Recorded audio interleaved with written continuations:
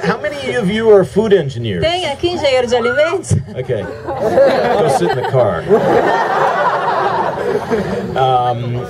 Yeah, food engineering.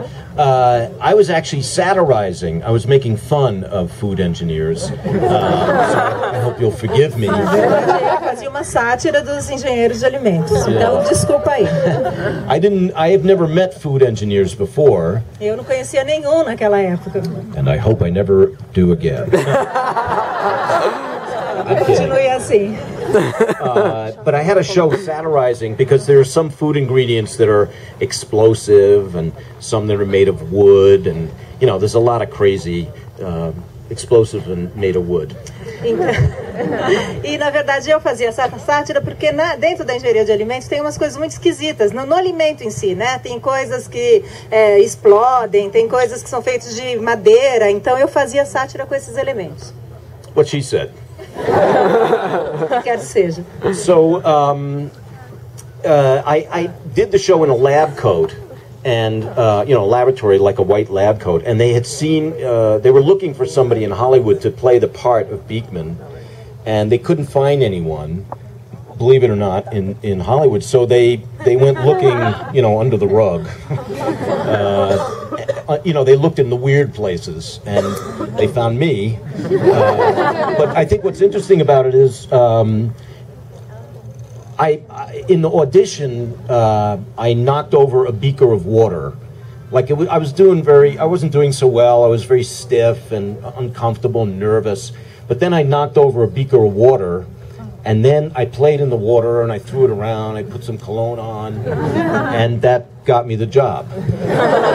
Rapidamente ele fazia esse show, ele usava um jaleco e o pessoal estava procurando para alguém para fazer o Beakman, mas não conseguiam achar em Hollywood. Estavam começando a procurar em lugares mais diferentes, esquisitos e tal.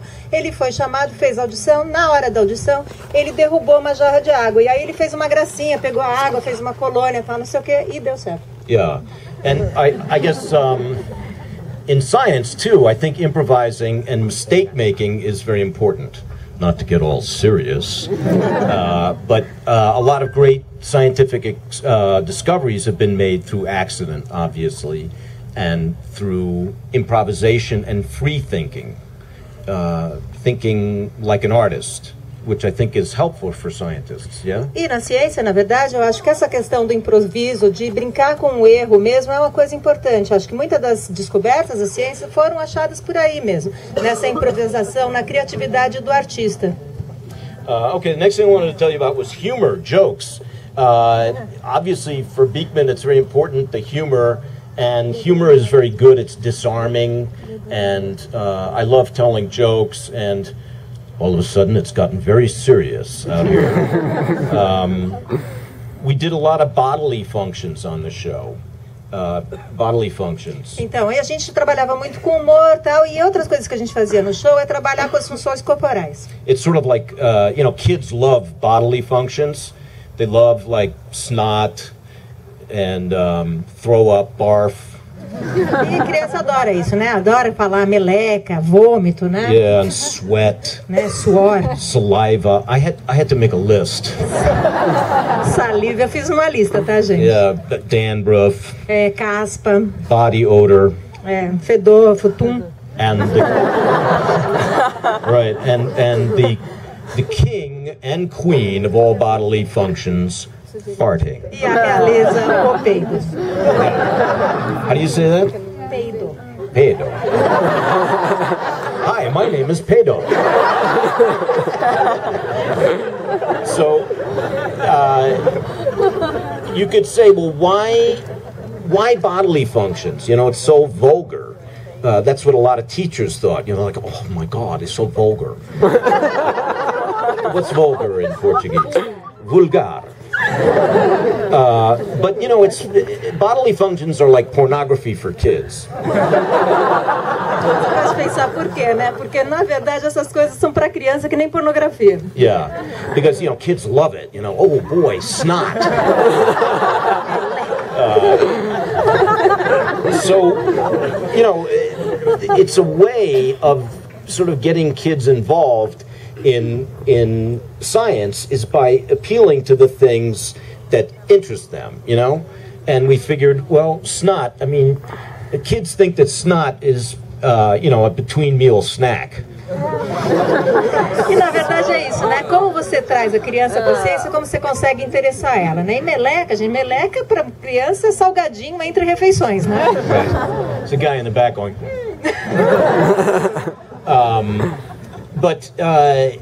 it's interesting to tell the kids, well, actually, it has a function, which is that it's sticky like a trap to catch germs and dirt and stuff like that. So kids can then look at themselves and see themselves in a different light, like there's a purpose to all these things in their body. Mas aí você começa a falar, não, essa consistência dela, essa coisa de ser mais melada é legal porque segura os germes, né? Deixa a sujeira para fora. E as crianças começam a ver neles mesmo uma história da ciência. Yeah. So that's what we did. We did farting and burping, and we didn't do like shitting or anything. Beakman has a bad mouth. Aí foi assim, a gente fez pum, a gente fez arroto, cocô a gente não fez. So, you know, it was a way to get kids involved. Another thing I want to mention is 52%. E outra coisa que eu queria falar para vocês, afora envolver as crianças desse jeito, é que 52% of the audience in the United States was adults. Do público, dos espectadores dos Estados Unidos eram adultos. And it was on at 7:30 in the morning on Saturdays. E o show passava às 7:30 da manhã no sábado. So the adults were probably a little bit like, I hate this guy.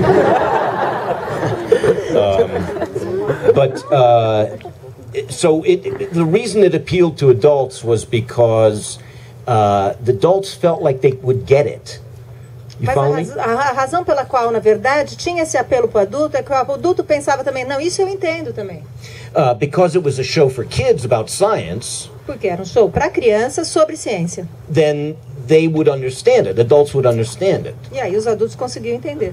And science, you know, is very difficult for a lot of people. It's very inscrutable. Porque a ciência é uma coisa difícil, né? Uma coisa meio inescrutinável, né? I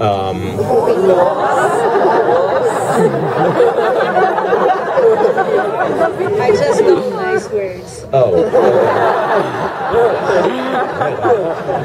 I'm making jokes and I don't even know it.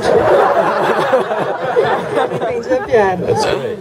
That's one of the great things about being on television. You can work while you're sleeping. O bom da televisão é isso, você trabalha quando você está dormindo. Yeah.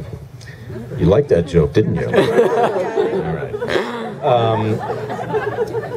Now, I wanted to talk about Mark Ritz. Mark Ritz was the guy who played Lester the Rat on the show. Eu queria falar sobre o Mark Ritz, que fazia o Lester, o rato do show. And I'm imagining many of you know that he died about 2.5 years ago of Acho que muitos cancer. de vocês sabem que ele faleceu há 2 anos e meio. And he was somebody who I loved very much. And I'm not just saying that. I'm you know, I mean, if I didn't love the guy, if I didn't really care for him, I wouldn't be talking about him right now. E ele era uma pessoa muito querida. Eu não estou falando isso por nada. Realmente era uma pessoa que eu gostava muito. I'd be talking about me. Eu ia passar meu tempo falando dele, falaria de mim. But Mark was really, really a wonderful man, very sweet man. And he has 2 sons and a daughter. And whenever they were on the set, they were always very affectionate with him. You know, they were always hanging on him and... Mas ele era realmente uma pessoa muito doce, muito carinhosa, afetiva. Ele tinha 2 filhos e uma menina e uma filha, e eles estavam sempre lá no set. Ele era muito carinhoso com os filhos. So I think anytime you see a parent whose kids are so physically affectionate with, you know that he's got a really good heart and he's a really good person. E acho que você vê um pai, né, com os filhos tão assim carinhosos com ele, você sabe que é uma pessoa legal. He also he was a puppeteer.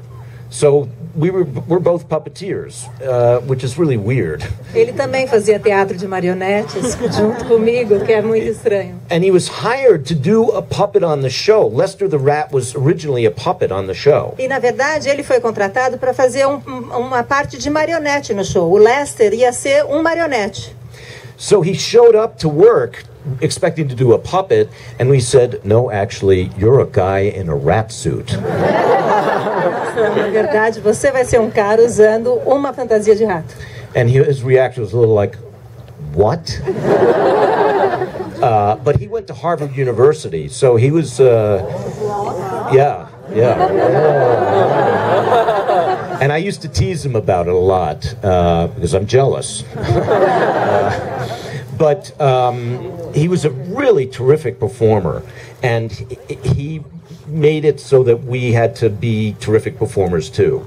We, just to be up to his level, I had to really work hard because he was so good at what he did. Mas ele é realmente uma pessoa fantástica. Ele fez Harvard, a gente ficava com inveja disso nele, e ele era um ator performático muito bom. Ele elevava o trabalho de uma forma que a gente ia atrás para ficar no nível dele. And the final thing I'd say about Mark was I was very lucky at the end of his life to help care for him in the last, 3 or 4 months or 6 months of his life.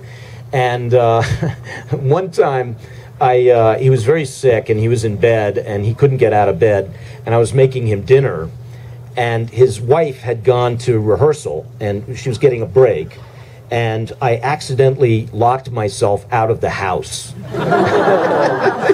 E uma coisa engraçada do Mark, no final da vida dele, eu tive até o privilégio de cuidar dele nos últimos 4, 6 meses antes dele falecer. E uma noite a mulher dele saiu para um ensaio e eu estava fazendo jantar e não sei o que aconteceu, mas eu me tranquei para fora da casa. So I was really uptight. I mean, really like, oh my God, I'm locked out of the house. And I kept calling her and calling her. Well, when I finally got in touch with her, she thought it was hilarious. And so it worked out okay. But 2 things that Mark said to me. He said, cancer sucks. And I think we all agree about that. And then a couple of weeks before he died, he said, Paul, life is beautiful.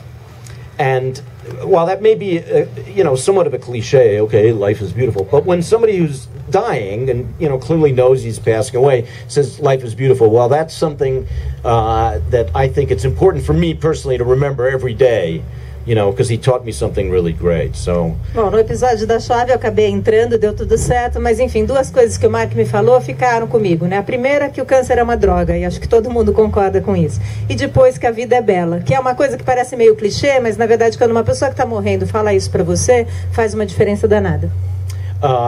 So anyway, the last thing I wanted to say is, I hear a lot from people,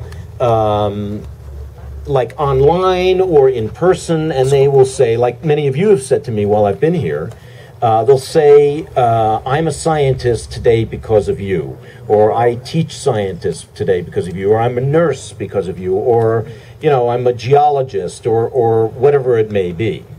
E a última coisa que eu queria falar é uma coisa que sempre me perguntam online, mesmo nos lugares, aqui já aconteceu isso, as pessoas chegam para mim e falam essa coisa da ciência, né? Eu sou um cientista por causa de você, eu ensino por causa de você, eu sou um geólogo por causa de você, uma enfermeira. And a lot of people will preface it by saying, you must be really sick of hearing this. E as pessoas começam geralmente falando, você já deve estar cheio de ouvir isso. But I must say, I never ever will ever get sick of hearing that. E eu vou falar uma coisa para vocês, nunca, jamais, em tempo algum, eu vou ficar cheio de ouvir isso.